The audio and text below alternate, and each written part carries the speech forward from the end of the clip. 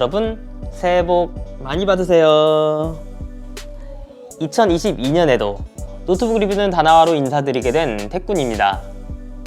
자, 1월 표준 노트북을 소개할 시간인데요. 올해 첫 표준 노트북이라는 기념적인 타이틀을 얻게 될 영광의 주인공은 바로 한성컴퓨터 TFX7130H가 되겠습니다. 표준 노트북이 되려면 게임이든지 사무용이든지 해당 카테고리를 가장 잘 대표할 수 있는 제품이 되어야 한다고 생각하는데요. 오늘 소개하는 한성컴퓨터 TFX7130H가 바로 사무용 노트북을 대표할 수 있는 노트북이지 않을까 생각됩니다. 먼저 한성컴퓨터의 네이밍 의미를 알면 대략 어떤 노트북인지 감이 오는데요. TFX는 사무용 노트북, TFG는 게이밍 노트북으로 분류할 수 있고요. 그리고 내게 필요한 게 작고 가벼운 노트북인지 아니면 화면이 큰 노트북인지 알고 싶다면 4자리 숫자 중 첫 번째로 오는 숫자를 보면 됩니다.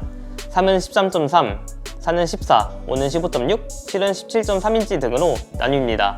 그 다음 두 번째, 세 번째 숫자는 보통 CPU와 같은 성능 지표를 나타내는 부분이고요. 마지막 네 번째 숫자는 GPU 성능을 나타냅니다. 0은 내장 그래픽 카드, 5는 RTX 3050, 67은 RTX 3060, 3070 이런 식으로 갑니다. 숫자 뒤에 문자가 더 붙는 경우도 있는데 CPU가 고성능인지, 저전력 버전인지, 라이젠인지 인텔인지, 그리고 윈도우 탑재 여부 등을 가늠할 수 있습니다. 따라서 오늘 소개할 TFX7130H는요 우선 사무용 노트북이고 17.3인치의 대화면을 가졌습니다. 또한 인텔의 고성능 버전 프로세서 i5-11300H가 들어간 제품이고요. 타이거 레이크 프로세서의 내장 그래픽인 아이리스 Xe 그래픽이 들어갔습니다. 우선 17.3인치의 대화면을 가진 노트북이라는 점에서 업무 시 굉장히 편하게 사용할 수 있는 게 큰 장점이고요. 저전력 CPU보다는 확실히 성능적인 면에서 부족함 없이 사용할 수 있을 겁니다. 따라서 대부분 사무용 노트북에 들어가는 전력 제한이 걸린 인텔 저전력 CPU보단 뛰어난 인코딩 성능과 그래픽 성능을 기대해 볼 수 있겠고요. 그래서 내장 그래픽으로도 과연 어느 정도까지 게임을 돌릴 수 있을지 이따가 게임 테스트에서 주목해서 보시면 될 것 같습니다. 메모리는 DDR4 3200MHz 16GB 메모리가 듀얼 채널로 들어갔습니다. 저장 장치는 PCIe 4.0 기반의 아주 속도가 빠른 삼성 M.2 NVMe SSD가 탑재되었고요. 내부를 열어서 보면 추가로 젠3 기반의 NVMe SSD를 한 개 더 설치할 수 있습니다. 기본 탑재된 사양부터 업그레이드 할 수 있는 확장성까지 모두 굉장히 만족스러운 구성이라고 생각됩니다. 17.3인치 모니터 크기 역시 굉장히 만족스러운 부분이죠. 풀 HD 해상도의 안티글레어 IPS 계열의 패널이 사용되었고요. 색 재현율이 NTSC 72%, sRGB 약 100%고 밝기가 300칸델라로 좋습니다. 17인치의 큰 화면으로 작업 시 눈이 편안한 게 가장 큰 장점이라고 생각되고요. NTSC 72%라서 디스플레이 색 품질은 누가 보더라도 만족할 만한 수준이라고 생각됩니다. 이제는 해상도만 좀만 더 높여줘도 좀 더 좋을 것 같습니다. 무게는 직접 재보니 2.27kg으로 측정되었고요. 두께는 22mm입니다. 17.3인치 노트북 치고 그렇게 무겁지 않은 수준이라고 볼 수 있겠고요. 어댑터도 65W 출력이라서 작고 가벼웠습니다. 어댑터를 포함해서 매일같이 가방에 넣고 갖고 다니기에도 크게 부담 없는 무게라고 볼 수 있겠습니다. 모니터의 상단과 좌우 베젤 두께도 5.8mm로 매우 얇고요. 따라서 17.3인치 크기여도 생각보다 부피가 작아서 지금 보시는 것처럼 일부 15인치 가방에도 호환이 되는 것을 볼 수 있겠습니다. 노트북의 디자인도 짙은 블랙 색상으로 굉장히 깔끔하다고 생각되고요. 하우징도 알루미늄 합금 재질로 제작되어서 견고하고 세련된 느낌이 아주 좋다고 생각되었습니다. 포트 구성도 다채로워서 좋았는데요. 왼쪽에는 전원 입력 단자 HDMI 1.4, USB 3.1 제넌 타입 A와 제넌 타입 C가 한 개씩 있고 썬더볼트 퍼 단자가 있고요. 오른쪽은 헤드폰 마이크 콤보, 마이크로 SD 카드 리더기, USB 2.0 전원 버튼, RJ45렌 캥싱턴 락으로 구성되었습니다. 우선 포트 구성이 굉장히 다채롭죠. 특히 왼쪽 사이드의 썬더볼트 퍼 단자는 모니터 연결이 가능해서 HDMI 단자와 함께 외부 모니터를 2대 연결할 수 있고요. USB PD 충전이 가능해서 PD 충전기로도 충전할 수 있겠습니다. 권장 사양은 19V 3.42A 출력이 가능한 65W 이상 충전이 가능한 제품이어야겠습니다. 모니터는 한 손만 사용해서 열 수 있고요. 리프팅 힌지 디자인이 적용돼서 모니터를 열 때 힌지가 받침대 역할을 해주면서 하판을 살짝 들어올려 줍니다. 덕분에 쿨링 효과가 개선될 수 있고 키보드 타이핑 시 손목 부담도 적어질 것으로 생각됩니다.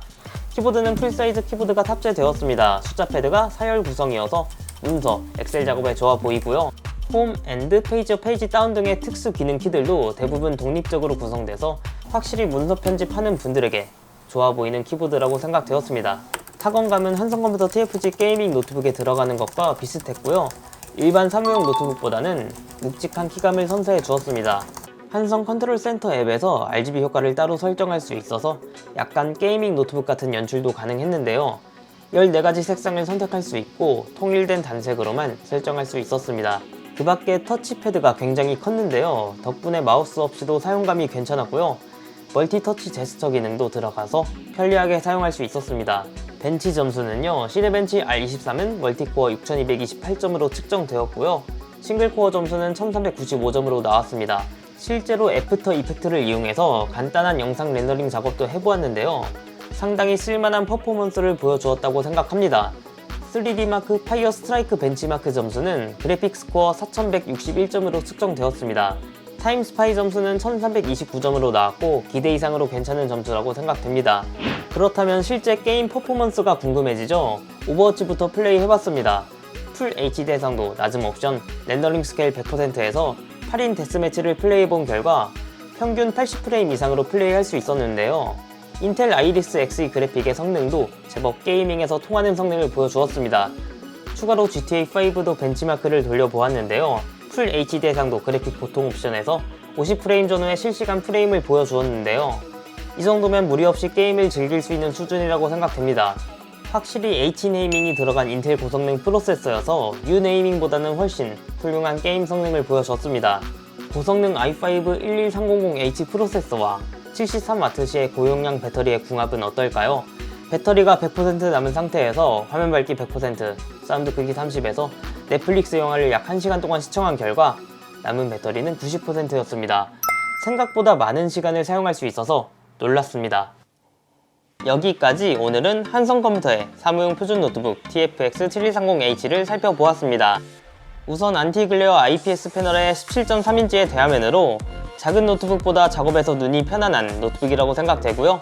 i5 11300H와 인텔 아이리스 Xe 그래픽의 조합으로 저전력 프로세서를 사용하는 사무용 노트북 대비 뛰어난 멀티코어 성능과 그래픽 작업을 가능하게끔 해주었습니다. 확장성 역시 훌륭했고요. 특히 썬더볼트 퍼단자 탑재로 활용도가 높고 USB PD 충전까지 지원한다는 점에서 높은 평가를 줄 수 있는 노트북이라고 생각되었고요. 마지막으로 배터리 사용시간 역시 길어서 이동하면서 사용하기에 안성맞춤이라고 생각되고요. 사무용으로 사용하기에 딱 어울리는 노트북이지 않을까 생각되었습니다. 여기까지 노트북 리뷰는 다나와 놀이다의 태꾼이었습니다. 바이바이.